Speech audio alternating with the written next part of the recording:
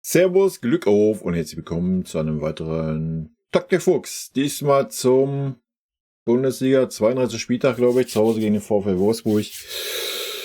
Ja, bevor wir da reingehen, paar Worte noch zum Real Madrid Spiel, beziehungsweise dazu, wie ich mit den Kommentaren verfahren werde. Ich werde mir das nicht antun und jetzt Freitag oder Samstag die Kommentare mir da reinballern. Da wird ganz viel dummes Zeug bei sein, das ist mir klar. Dass ich mit meiner Meinung da relativ alleine stehe, das ist auch völlig fein für mich. Ist kein Problem.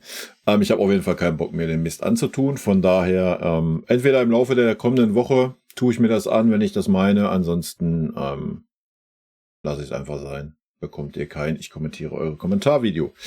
Ja, das nur kurz an dieser Stelle gesagt. Und damit gehen wir rein in die, wie wäre meine Aufstellung gegen den VfL Wolfsburg? Ja, ich denke, es wird mal Zeit, dass ein paar Leute spielen, die sonst maßlos ignoriert wurden. Und ein paar Leute sollten auch einfach mal vielleicht den Kopf mal ausschalten und einfach mal zu Hause bleiben. Das wäre so mein Ding. Von daher fangen wir mal an. Zack, die stehen schon richtig, ist ja easy peasy. Harry Kane wird ja spielen können, weil er durfte ja nicht gegen Real Madrid durchspielen, weil er war ja so wahnsinnig tot, weil er ja unbedingt gegen den VfB Stuttgart spielen musste. Ja, natürlich richtig Sinn gemacht, diese Aktion.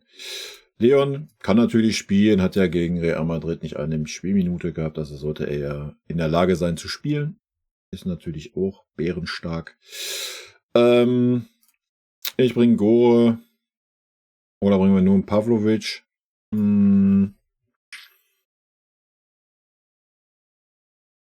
Naja, wir können den Pavlovic auch einen nach vorne bringen. Lass den Musella mal draußen, der wird ja wahrscheinlich auch wieder tot sein.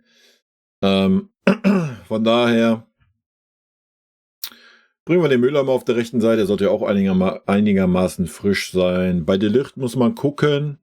Ich weiß nicht, inwieweit er fit ist oder nicht fit ist. Da jetzt auch noch eine Verletzung zu riskieren, wäre natürlich fahrlässig. Stell ihn mal auf. Wenn nicht, dann natürlich Kim oder Opa. Ja, sollte ja klar sein, Leute. Ich nehme mal einen rein. Oder wir können auch beide reinnehmen bei jedem Innenverteidiger. Auch das sollte keine Rolle mehr spielen. Ja, die Saison ist gelaufen. Ja, ich weiß, es geht um Platz 2. Ganz ehrlich. Scheiß auf Platz 2, Alter. Ich weiß nicht, ob das so gut ist, wenn du dann in der Vorbereitung zur neuen Saison direkt wieder eine Klatsche von Leverkusen kriegst, wenn die den Pokal gewinnen sollten. Von daher wäre es vielleicht auch gar nicht verkehrt, damit man ein bisschen Ruhe in den Club einkehrt und vielleicht mal ein bisschen Ruhe da bleibt. Wenn man einfach nur Dritter wird. Ja, am Ende des Tages spielt es keine Rolle. Kim, ich weiß, auch das werden die meisten wieder von euch nicht fühlen und das ist auch völlig fein, Leute. Nochmal zur Erklärung. Ich mit meinen Aussagen möchte euch nicht missionieren und ihr müsst mich nicht missionieren, Alter. Und dann ist doch alles fein.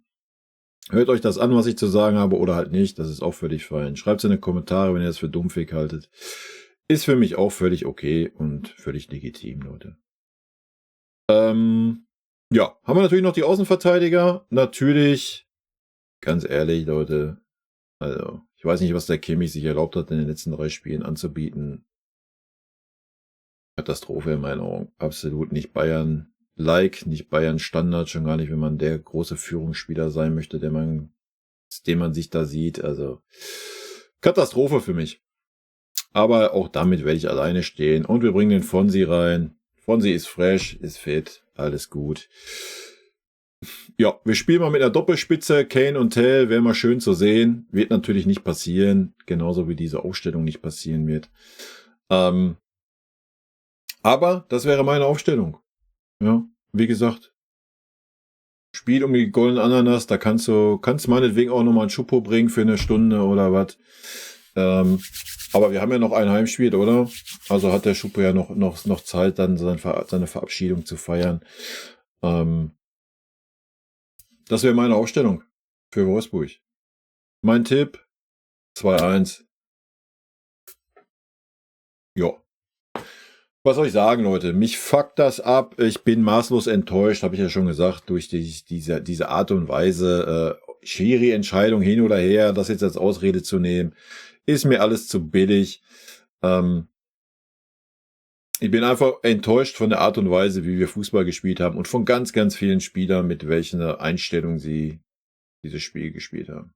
Ich weiß, auch damit stehe ich allein. Auch das ist völlig fein, Leute. Habe ich gar kein Problem mit. Von daher, ja, das wäre meine Aufstellung gegen Wolfsburg. Mein Tipp 2:1. Haut mir gerne in die Kommentare, wie ihr das seht. Lese ich mir sehr gerne durch. Wie gesagt, die Kommentare rund um Real Madrid werde ich mir, wenn nächste Woche antun. Wenn der Feiertag, mein Freitag, den ich frei habe, und das Wochenende vorbei ist, dann tue ich mir das sehr gerne an. Dann gehe ich da mal drauf ein und dann schauen wir mal. Ja, ich denke, ansonsten gibt es sehr, sehr viel zu bereden nach der Saison. Das wird noch sehr interessant werden. Und ansonsten Montag 18:30 ist der Stream. Dann könnt ihr alle eure Meinung rausballern. Und dann ist doch gut. In diesem Sinne, Leute, rot-weiße Grüße gehen raus. Ich wünsche euch trotzdem ein schönes Wochenende auf ein einigermaßen angenehmes Spiel gegen den VfL Wolfsburg. In diesem Sinne, rot-weiße Grüße, Leute. Vielen lieben Dank für euren Support hier. Vielen lieben Dank, dass ihr euch das Video bis zum Ende angeschaut habt. Vielen lieben Dank für euren Support. Wie immer, lasst gerne einen Daumen da. Ich freue mich auch über jeden Kommentar, der geschrieben wird. Und in diesem Sinne nochmal rot-weiße Grüße gehen raus. Und jetzt zum Abschied noch ein paar nette O-Töne von unseren vergangenen Trainern. Ein dicker Kuss von der Trainer von der Meister. Was das Allerwichtigste ist, weil wir wissen, dass er ein guter Kerl ist. Wir sind schockverliebt in meine Mannschaft. Also ich fand, das hat Spaß gemacht zu coachen. Ein Trainer ist nicht ein Idiot. Ein Trainer sehe, was passiert im Platz.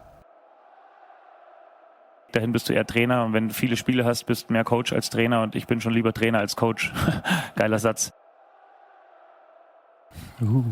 Magic.